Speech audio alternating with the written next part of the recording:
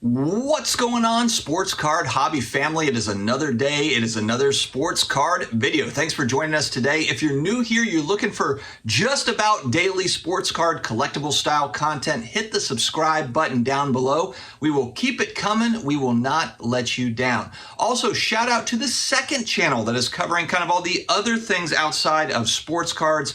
Action figures, graded comic books, graded video games, Pokemon, all the kind of non-sportsy type stuff outside of sports cards. It's the Collectibles Dad YouTube channel. We're trying to build it up. Help us out by checking out the Collectibles Dad YouTube channel as well. All right, we've got a little bit of a spicy one today, folks. Viewer Ryan, thank you for sharing this with me. Recent video put out by 1 Million Cubs Project YouTube channel. I'll put a link to his video. Definitely check out his channel as well. I thought this was interesting. So it sounds to me like he is in Wisconsin, and he is reporting on the fact that there is a temporary event vendor requirement at card shows. And it looks like the Department of Revenue is starting to enforce Form S-240. And so what he states here is that essentially show promoters have to provide to the Department of Revenue these forms from vendors. So if you're going to be a vendor at the show, promoters are probably going to want this form from you, is what it looks like moving forward. And this form shows that you have a sales permit. And I think there was some confusion here. I think that some people might have saw this and thought, well, hey, why would the Department of Revenue in Wisconsin care about my annual taxes? I mean, I'll figure all that out and pay my taxes at the end of the year buying and selling trading cards. But no, what they're after here is sales tax. They want sales and use tax. So when you think about, flea market, a card show, typically, a lot of these are cash transactions, or maybe it's PayPal or whatever it is. But each individual state, for anything that's bought and sold in that state, they want sales and use tax for those items. And then it just comes down to really more or less enforcement. How are they going to enforce it?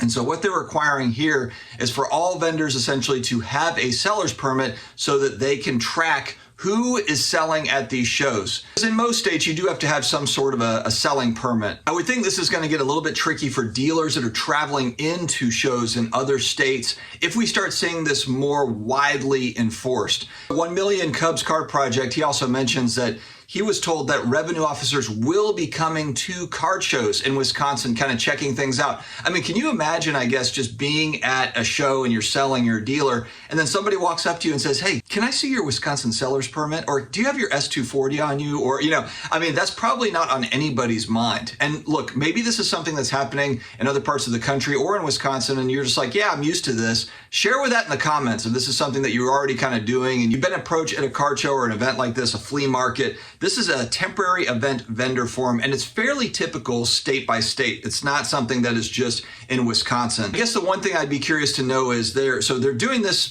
in an effort to track sellers, obviously to get sales tax, but then how does it go from there? Because how are you able to see, I guess, which vendor has sold what? How do you know? Someone can go to a card show and set up there and sell nothing, or they sell one thing and it was $5 or something like that. And so I wonder, how does it go from there? Is it kind of an honor system of like, hey, we know that you're selling, we've got your information, so the assumption is you're going to report sales, which then we will be able to get sales tax from. That'll be a piece, I guess, that we'll just have to sort through. So what are the penalties if you don't file this form? $200 for the first incident, $500 for each additional incident. So it's no joke. They're not playing around. And again, if anyone has tips and tricks, easy way to be able to report this so that their state is all good, please put that in the comment section below, because this could become more and more prevalent. Look, card shows have been extremely, extremely busy. We know this. I mean, card shows, even with the macroeconomic stuff that we always talk about, they have remained very busy. So obviously, this is something that's caught the eye of the state's Department of Revenue, at least in Wisconsin. It's very interesting. And yes, you hear, eBay charges a lot of fees, but at the same time, they wrap in sales tax, so you don't have to worry about this. So that's one thing, I guess, that's nice about buying, selling on eBay is you've already got that figured out. Oh, and speaking of eBay, maybe you're someone that wants to sell on eBay, but it's such a pain. You got to ship stuff, you got to do all the work and everything that's involved. Check out video sponsor DC Sports 87. They will handle all of that work for you, friends. You just package it up. You've got a one-page form that you fill out. You send it all to DC Sports 87.